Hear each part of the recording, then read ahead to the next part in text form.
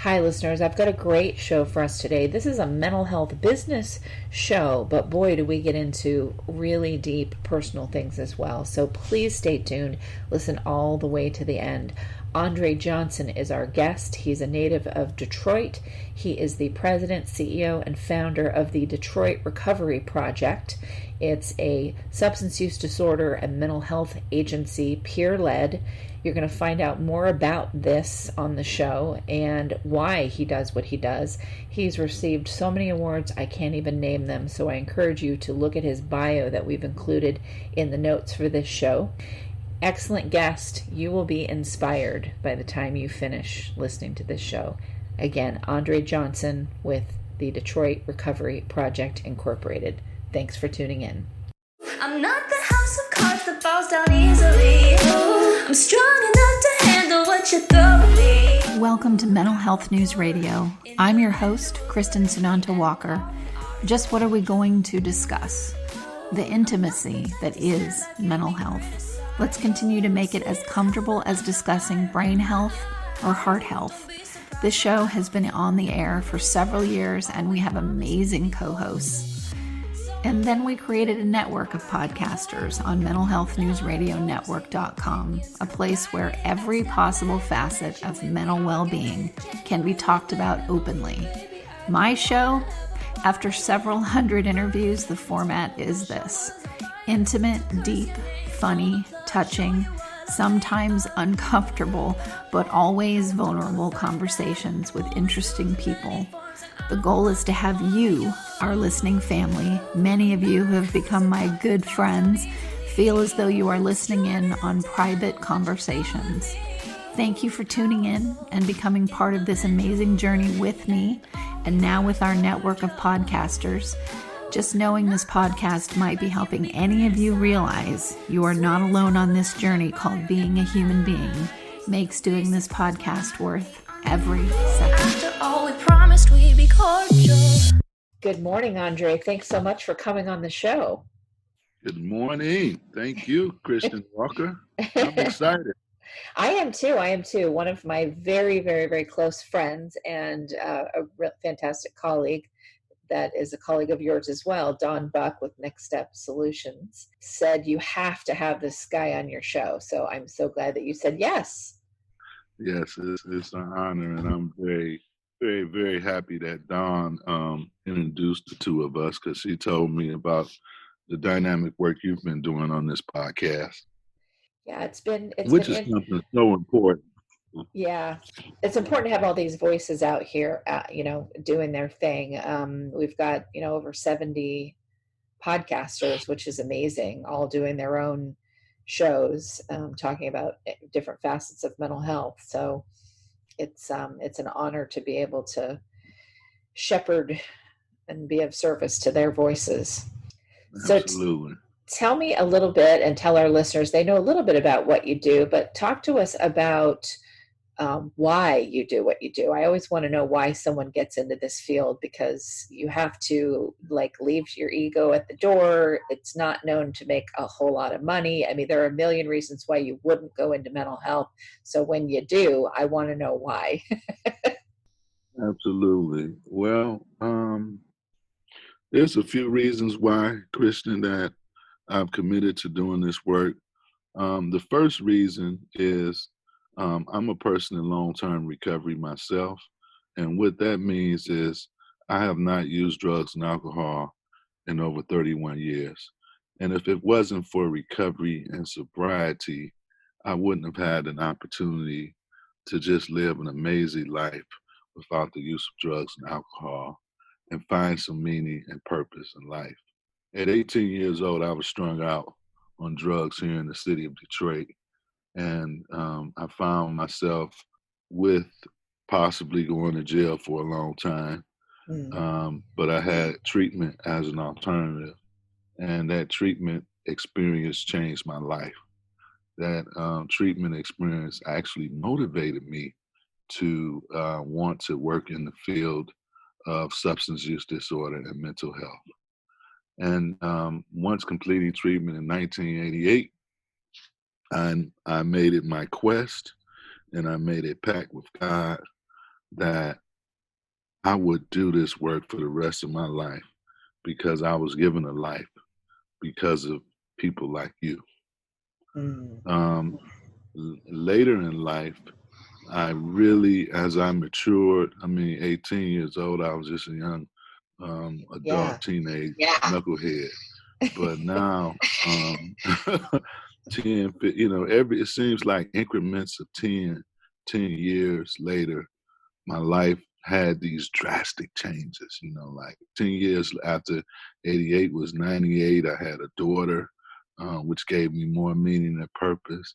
I graduated from Morehouse College, which gave me the confidence and the self-esteem and the self-worth that it wasn't nothing I couldn't do in this world despite my past. And then a few years after that, my mother died of an opioid overdose, and I had to take the responsibility of raising my 11-year-old brother, who has a learning disability. So when you've had mental health and substance use disorders right in your face, and I know at one point I was on the other side of that, Christian. And when I say the other side, I was a drug dealer. Right. And I went from a drug dealer to my best customer. But I didn't realize as a drug dealer the implications of drug dealing. And what I mean by that is the people who I was selling drugs to at the time and the impact that has on not only their lives, but their loved ones' lives, their family lives, etc., and how that impacts our community in a negative way. So it's a there's several components to me doing the work I do because of family, personal, and just witnessing the devastation of crack cocaine on the Detroit community. I go through my old neighborhood and there's more vacant lots than homes. And I remember when those homes were homes of families. And now we have no memory, no history of the 70s and the 80s. Why? Because we saw drugs and we saw the plight and we saw the despair and we see the hope, the hopelessness that comes along with that, the mental illness that comes along with that. Back when I've been in mental health forever just because, I come from a long history of mental illness in my family. However, there was a time when I first got into the field of mental health where, I would ask someone that ran a treatment center, for example, do you want to come on my mental health podcast? And they would say, well, I have a treatment center for substance use disorder. That has nothing to do with mental health. And I'm glad that that's changed and people realize it. But I wonder sometimes, especially when it's an inner city substance use disorder organization, does that still ring true there, or has that finally just gone away and everyone realizes that yes, it's a mental health issue? I would like to think, Christian, I'm a lot more progressive in my thinking because I've been around and I've traveled and I've learned a lot. I think we have a long way to go as a field. Our field has been funded through a silo mechanism. And so there's the old saying, the hand that feeds you is the hand that controls you. So you have the government that has broken out to mental health over here, substance use disorder treatment over here, substance use disorder prevention over here. And so what happens is the way the money trickles down, it kind of also creates a disconnect. So now you have these silos where you have the drug treatment programs and the mental health programs working under separate roofs. I think there has been some momentum and some synergy to develop more integrated approach programs. So, for example, we received a federal grant called Certified Community Behavioral Health Clinic. And that's a grant that requires integration, right? So Now we're doing the mental health and the substance. We have the psychiatrist, the mental health practitioner, and we're all working as a multi-service team for the individuals that's being served.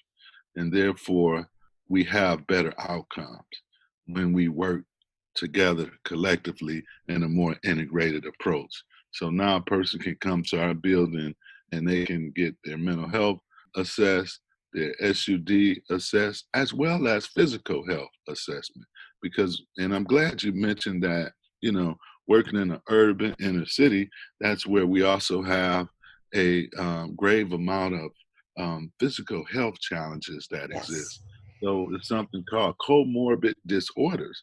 So now we have the person who gets drug-free finds out they also suffering from PTSD, and then he also has he's a diabetic, and he also has hypertension and high cholesterol.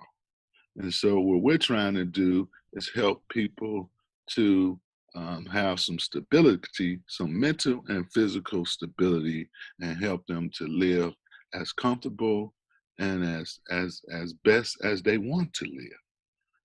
And that's kind of what we do at Detroit Recovery Project, because every individual is different.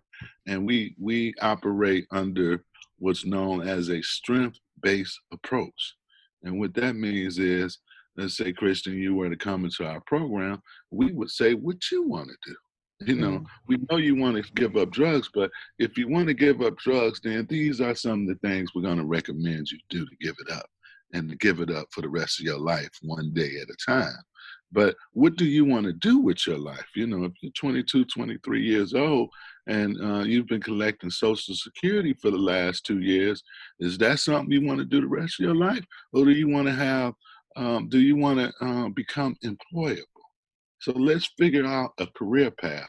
Let's figure out a educational path. Because when you help people go in a direction that where they want to go, I think ultimately that's what it's about, instead of just telling people where they should go. You know what I mean?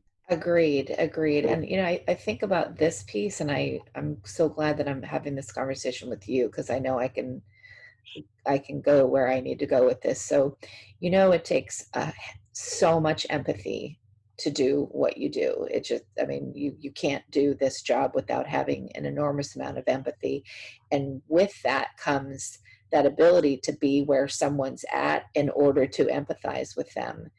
And one of the things that I always wonder about is, and I have to say it in an example, otherwise I won't word it correctly. So I have someone in my life, like very young, like early 20s, bright, just extremely intuitive, extremely empathetic. It's probably why they have a drug problem, because they are so empathetic, and people don't connect those two, but there's an ignorance level around that the the halls of treatment centers are filled with extremely empathetic people. But he will not, if you give him too much good, he's so beaten down from the things that he's done in his life in relation to drugs, and the things that he's experienced that have happened to him, and the things that he's done, that if you give him too much light, he's going to sabotage it, because he doesn't believe he deserves to have this good. So I've learned how you have to dole out that light in measured doses according to what someone can actually take in for where they're at. So how do you handle that you're seeing people like this all day, every day. So how have you learned to do that with what you've experienced and then what you've overcome? Well, I think you said it really good, Kristin.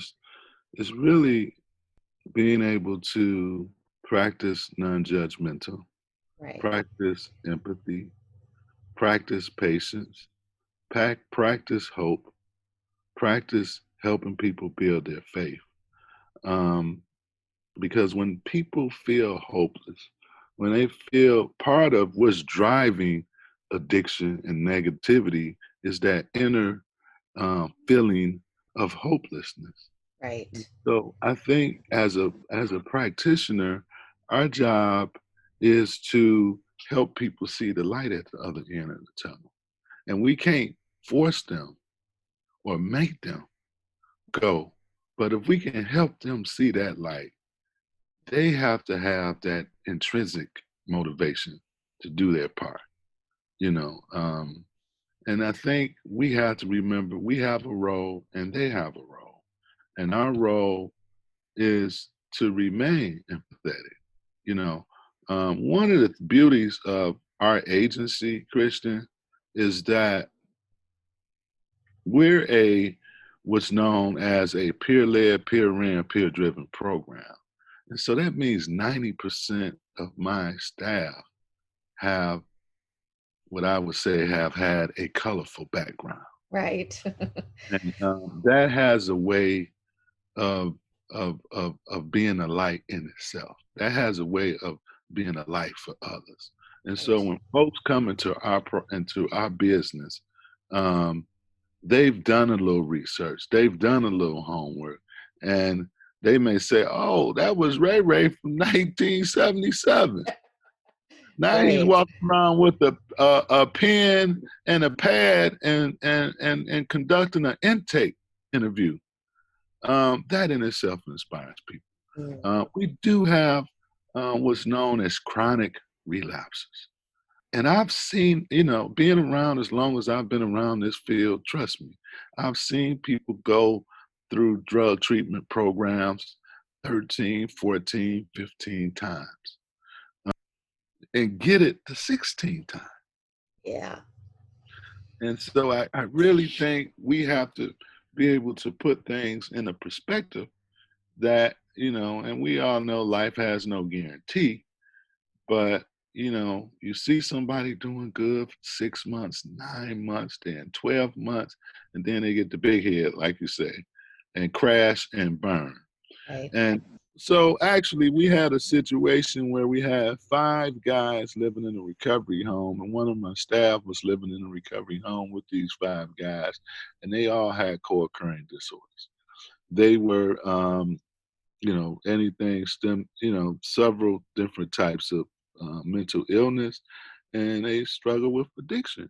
And so these 5 years, these 5 guys had all done really well when they lived in this structured environment. But as the years gone by, we began, we helped one guy get a job at the Doubletree Hotel. I had a connection down at downtown Detroit with the HR department, and she gave a couple guys a shot.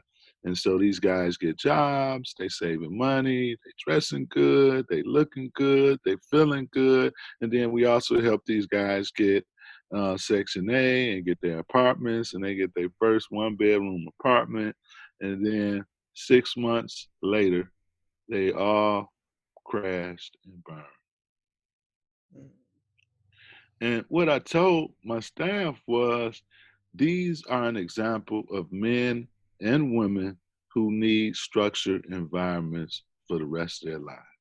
When they lost that structure, when they lost that accountability, when they lost my staff, and we play a game called Tough Love. We don't hold people up. We tell them, "You full of shit." You need to be told you full of shit. And Yeah. we can tell you full of shit in a loving way, with love. And Right. Even if it doesn't sound like it, it's coming from love. I've told that to people. I know I don't sound like, because I am the most empathetic. I couldn't do what I do without having this enormous well of empathy.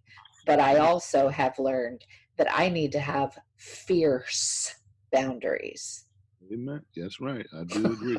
like a warrior. Like, you're full of shit. You Right. change. I don't care what your excuses are, or you get out. End of story. And I've had people go, "Oh, you're not empathetic. How could you talk that way?" Because I have learned. Right. Hey, it's called meeting them where they are. Exactly. You don't seem to be hearing all my thousands of nice cues I've given you, so now you're going to hear it the other way. Hey, I love it. I love it. So I think sometimes we don't understand the mental illness and SUD individuals, sometimes they need years and life support, Yeah. you know, and I don't think as a field we've done a really good job following, tracking, and understanding the co-occurring individual of the 21st century. We're So good. well put. That is so well put. You, Yes, you know, agreed. we're good at coming up with new disorders in the DSM-5 every 5 years, coming up with new disorders. But we need more follow-up research on individuals who've suffered, and we really need to understand their capabilities. Because we think when somebody's been clean for 6 months or a year or 2 years, that they're ready for the world. Oh, And yeah. that's not always the case. No. Um, in emotional healing, I think people who have to heal emotionally needs at least 2 to 3 or maybe 5 years of long-term um, one-on-one therapy. Agreed. It's so true.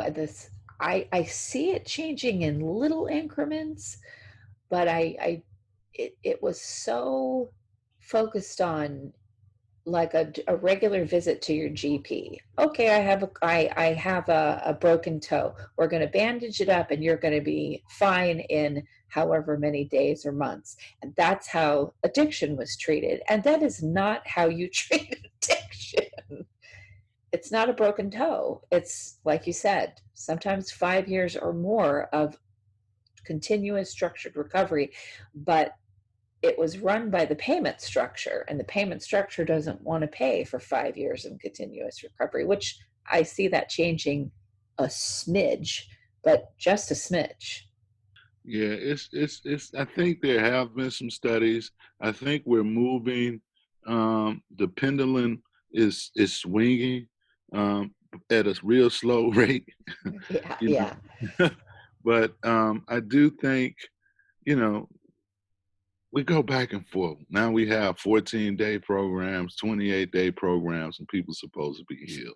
right, Um, when we're talking about being in an inner city Christian, we're talking about men and women. 80-90% have no formal education, no transportation, no legal driver's license.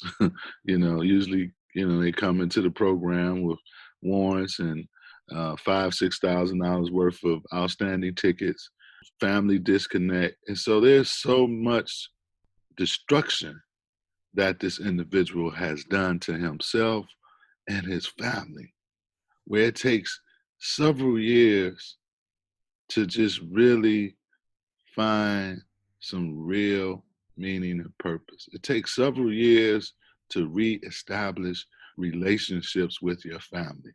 I got guys tell me, I've been clean 15 years, and when I go to my mother's house, she still clench her purse right, because I've stole so much money out of her purse throughout my addiction.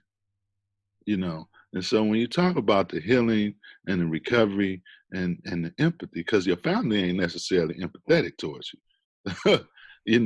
You burnt those bridges so much where they're at a place where, I hate to say this, but they don't want to fuck with right, you. right, You know what I mean? Because they don't understand addiction. They don't understand mental illness. And sometimes I hear people write people off because they don't really understand it. So they just say, that's your problem. That's not my problem. You the one need help. I don't need help.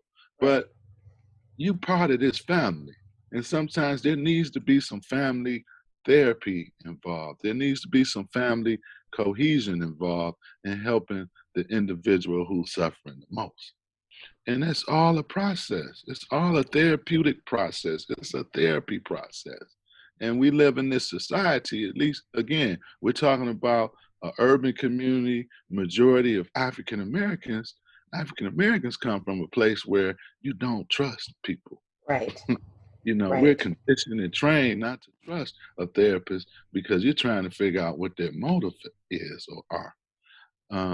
And then when we just talk about the trauma and the traumatic slavery and the history of trauma and how it's permeated in the urban America, where I would guarantee you if there was some real research done, I would bet you at least 50% of the people living in inner city has experienced post-traumatic stress disorder. Oh my gosh, if not more than that. I mean, COVID-19 is going to create a whole new cadre of individuals with post-traumatic stress disorders. Oh my gosh, it's enormous. I mean, I know people can only deal with so much, and people who've been through a lot have their reserves for dealing with things, if they've been in therapy and had treatment for their PTSD, they can handle it that much more.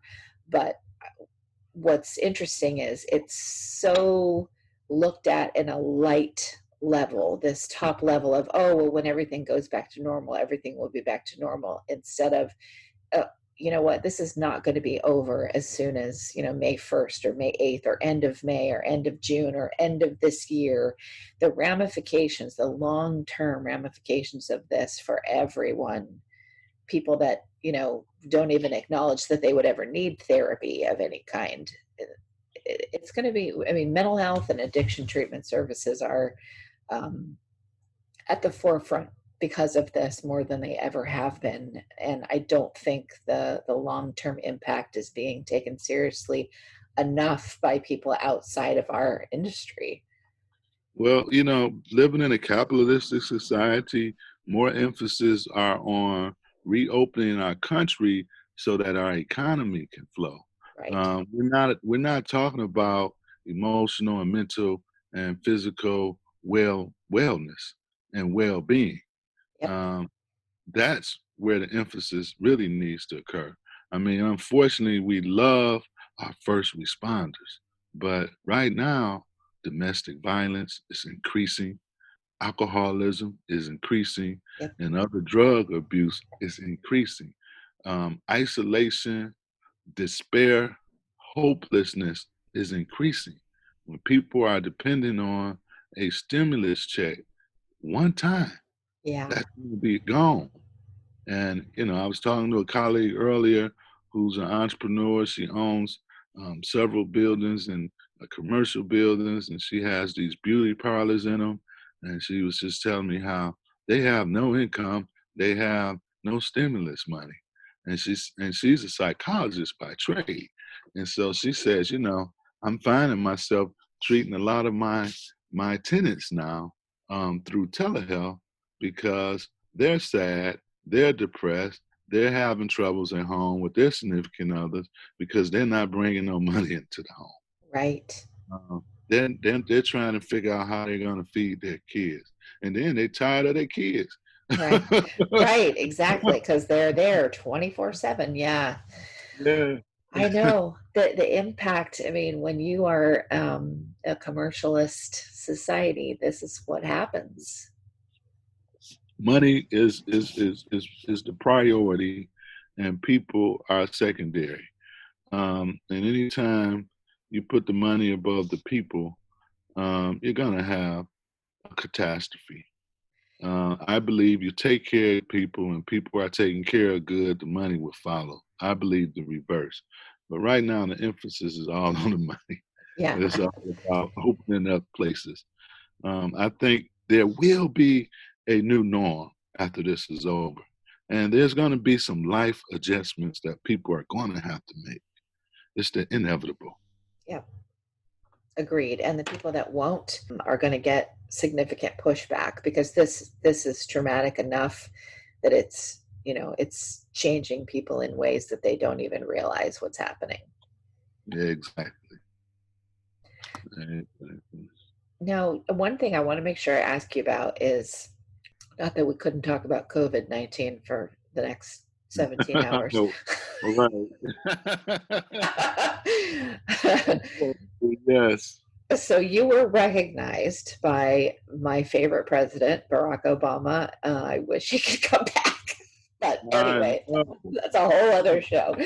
Dude. Um, for as a 2016 champion of change for prevention, treatment, and recovery. So just for my own just joy at hearing about it, what happened? How did you receive the award?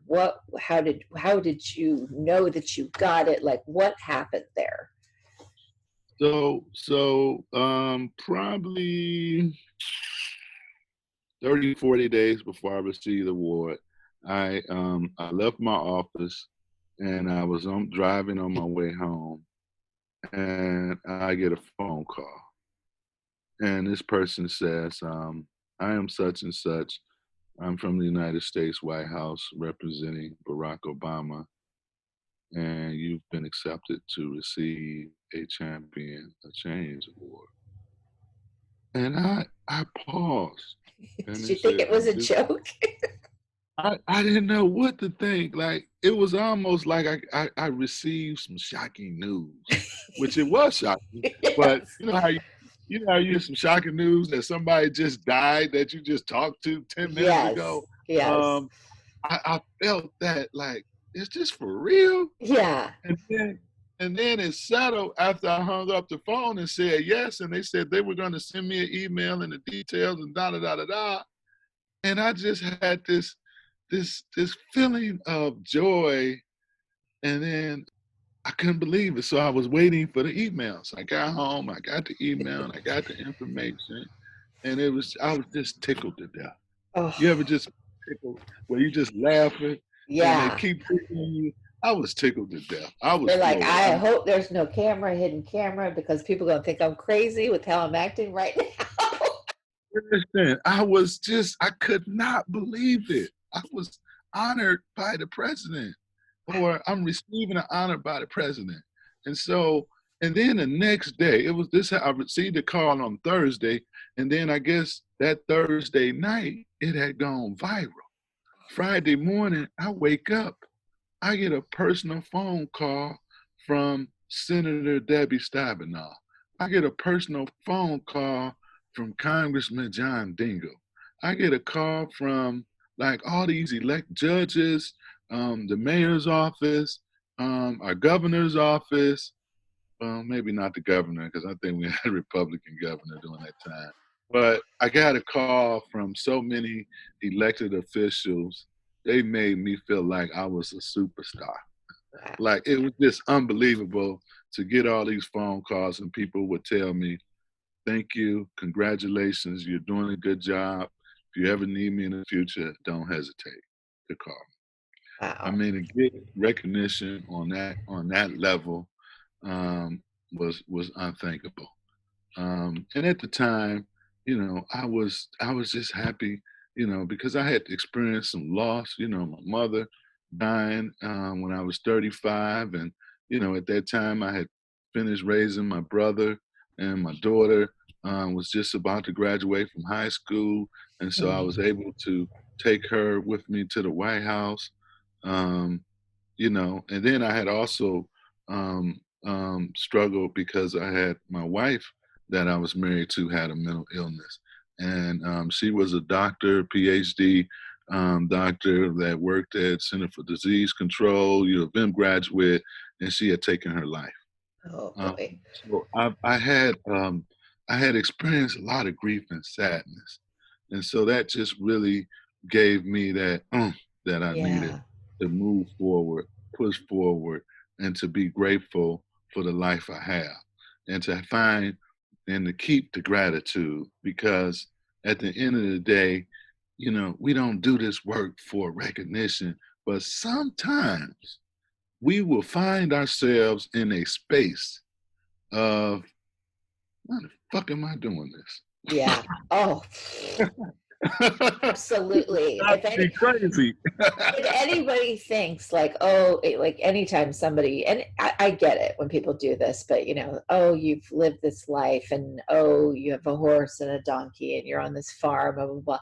And so you don't know anything about, like, what do you know about hardship? And I'm like, do you think that maybe I created this life and I did it by climbing through so much rubble and despair and what I mean, that's how it got there. And I still have moments where I go, what am I doing?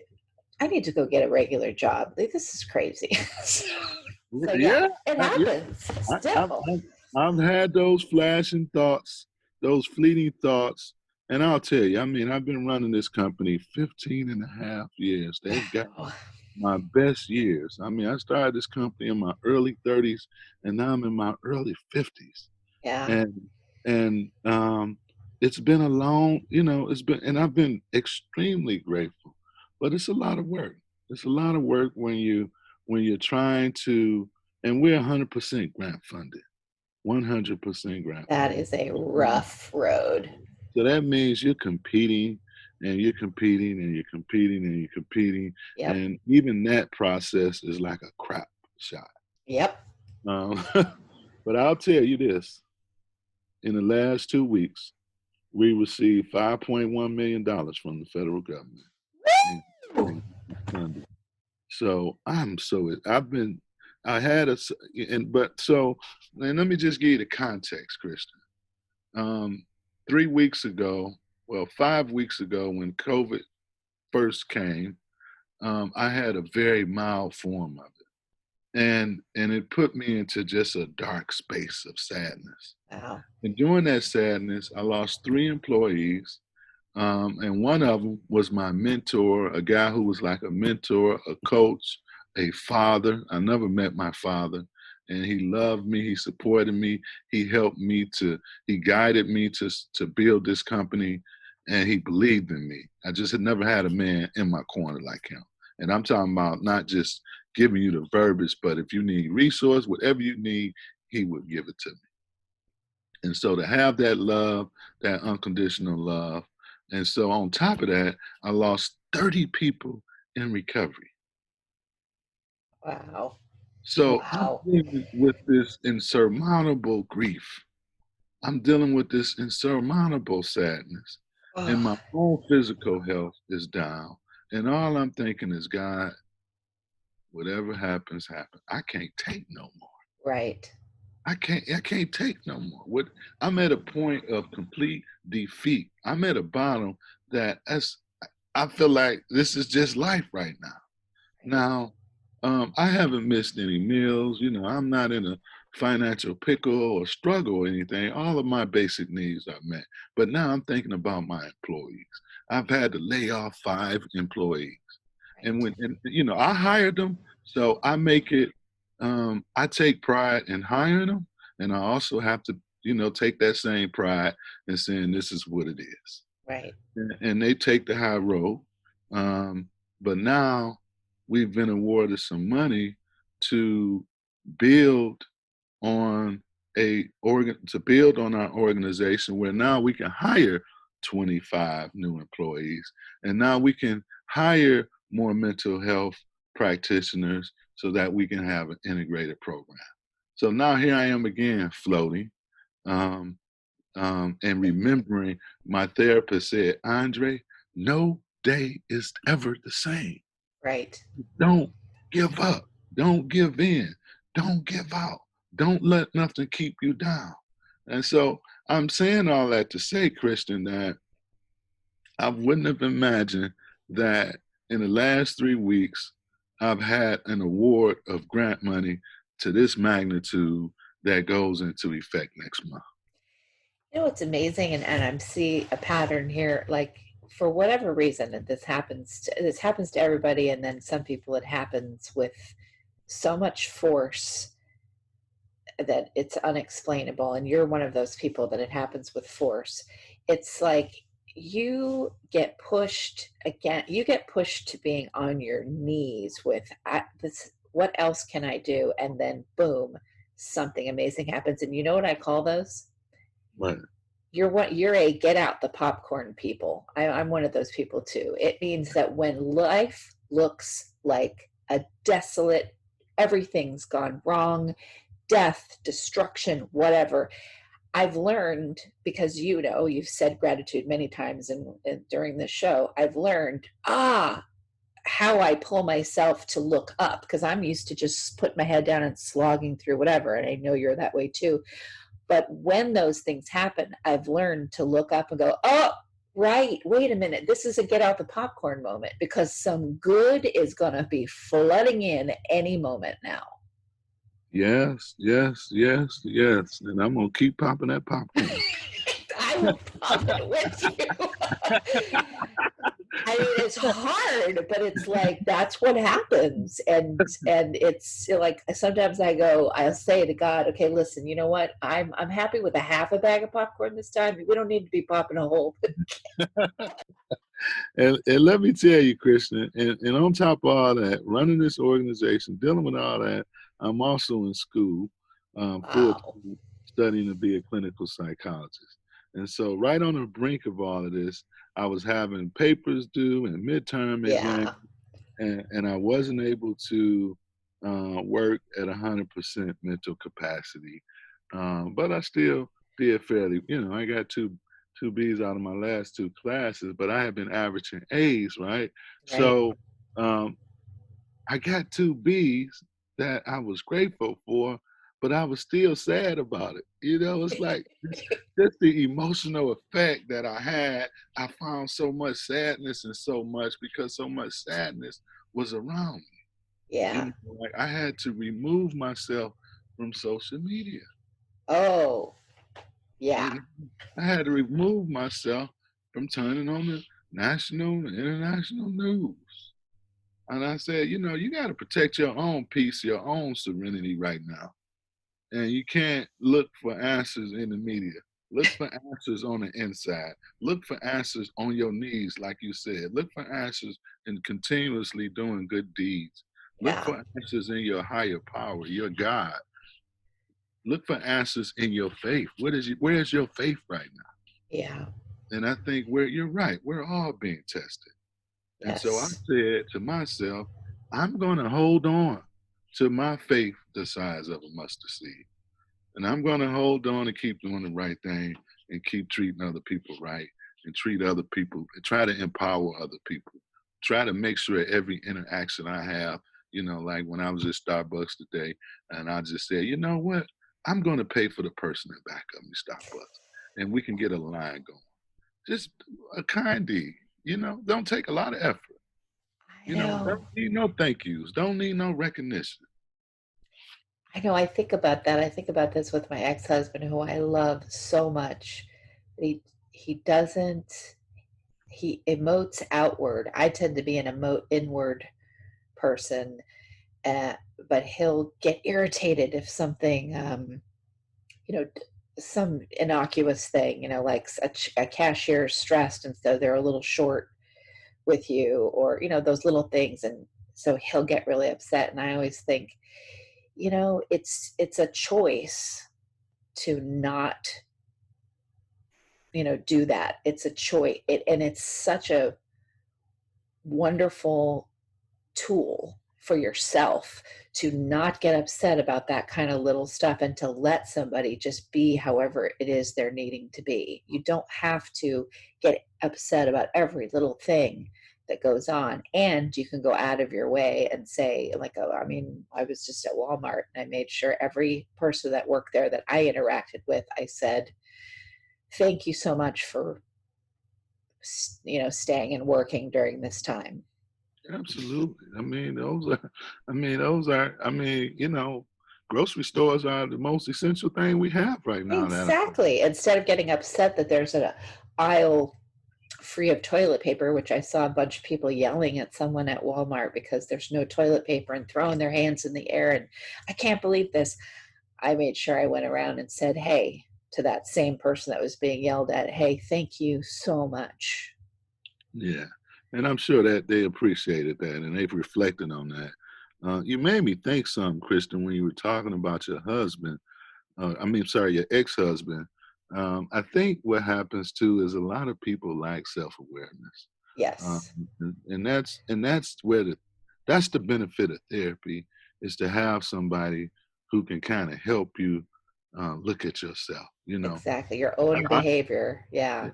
I look at a human being, and I looked at myself like this when I first entered treatment, like I was a broken puzzle, and I had to put these I had to put this 1,000-piece of puzzle back together. And it takes time to put a puzzle together. And it takes time to make sure the pieces fit. But you have to really keep looking at, for me, when I'm putting together a puzzle, I gotta keep looking at the board that I bought the puzzle in to make sure I'm putting the pieces together right. And I think we as human beings are all full of puzzles. And we have questions that need to be answered. And sometimes we don't know. Yep. I didn't know. I suffer from post-traumatic stress disorder. And, I would wake up at 3, 4 in the morning at 7 years old, watching my stepfather strangle my mother. Right. And hear my mother hollering and screaming and looking at her have bruises on her body. And I grew up in elementary school experiencing this. The trauma, that's trauma that never got dealt with. But I'm supposed to be a normal, good kid growing up. And I'm terrified. And I'm struggling to sleep at night as a young man.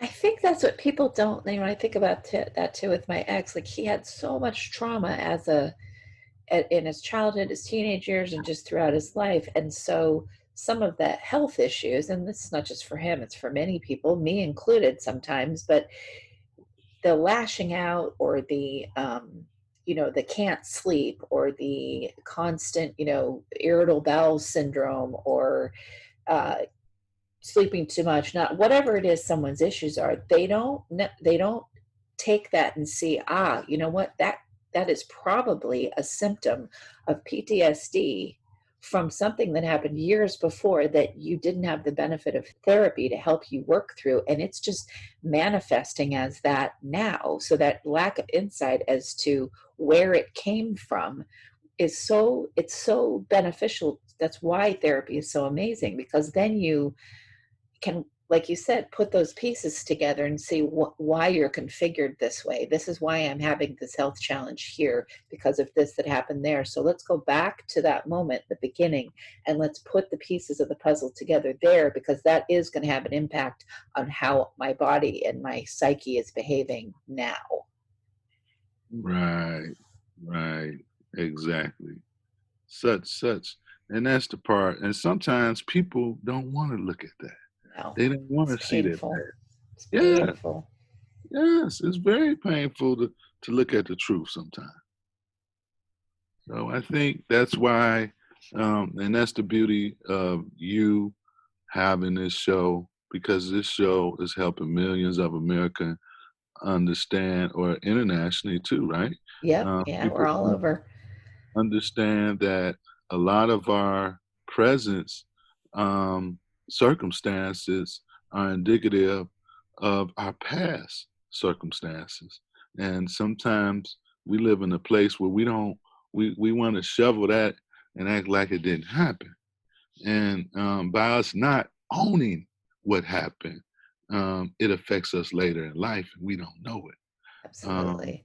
And we live in a world that's not necessarily embracive of recovery, embracive of treatment, because now you got to expose yourself. And we used to, acting like, everything was hunky. Everything's fine and everything's great. I'm going to put on Facebook how amazing my life is and how perfect it is. At that moment, not even looking myself at the fact that 5 seconds before I took that picture, I was screaming at my family or whatever's going on, or feeling hateful or whatever. But there's this moment, and that's reality. No, it's not. I tell folks all the time, your ass is on fire with gasoline draws, and you don't even know it.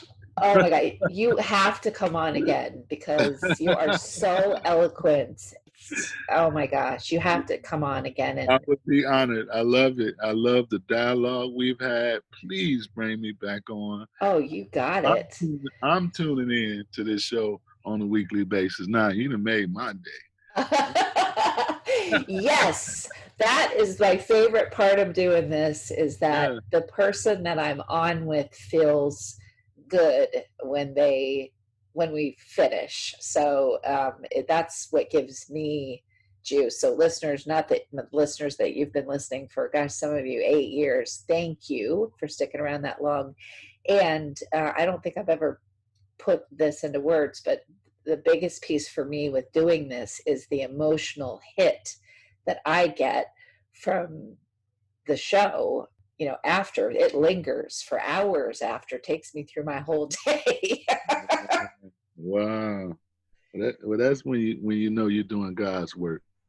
Yeah. This is God's work you're doing, Kristin. So let's keep it up. Same to you. So because of that, tell my listeners where they can find out more about you and your organization. Absolutely. So the organization I founded, name is Detroit Recovery Project. So you can always Google Andre Johnson and Detroit Recovery Project, and all types of stuff will come up. Our website is Recovery for Detroit, and that's recovery, 4Detroit.com. Again, that's our website is recovery, 4Detroit.com. Our direct phone number is 313-365-3100. That's 313-365-3100. And we are also on all social media platforms, Facebook, Twitter, and Instagram. So we would love for your listeners to sign up, become a friend of ours, and stay informed of some of the most amazing work that's happening in Detroit that we're doing to help our fellow brother and sister find recovery. Absolutely. Thanks so much for coming on the show. Thank you 1,000 times, Kristin. Have a fantastic day. Absolutely. And thank you, listeners, for tuning into our mental health business show where how can we not get into personal when talking about mental health business? Because it's mental health. But thank you, listeners, for tuning in to another episode of Mental Health News Radio. Hi, listeners. I'll make it quick. These are some really cool places that give discounts and other cool things for listeners of Mental Health News Radio Network. If you want to get amazing help with healing from narcissistic abuse, go to healfromanarcissist.com. If you want CBD products that are the best of the best, I use them myself, go to proze.com and use the code mentalhealth20, mentalhealth20. If you want to get daily perk ups that help retrain your brain to think more positively, go to perkupdaily.com. And also, just because this one's fun, snarkycandles.com. I guarantee you'll love them. Snarky with a Y, SNARKY, candles.com. And don't forget, if you want to hear all the shows on the network about first responders, you can go to firstrespondermentalhealthnetwork.com, and all of our shows that focus on narcissistic abuse, narcissistabusehealingnetwork.com. Thanks for listening, and back to the show. Sometimes I'm passive-aggressive, but never without good intentions. I heat up and act on my emotions. Thanks so much for listening to Mental Health News Radio. Our podcast can be found on iTunes, Stitcher, and hundreds of other podcast apps, or you can visit our website at mentalhealthnewsradio.com. If you have a question or would like to be a guest, become a podcaster on our network, or join the amazing organizations that help keep us on the air, please email us at info@mhnrnetwork.com. Get ready for that special goodbye from our resident therapy dog, Miles, and a special thanks to Emily Sohn for letting us use her incredible song, Cordial, for our podcast music. Listen to the full song on SoundCloud at emily.sonne. Don't be surprised when I don't hate on you. After all, we promised we'd be cordial. Sometimes in you I can fight it. Good boy.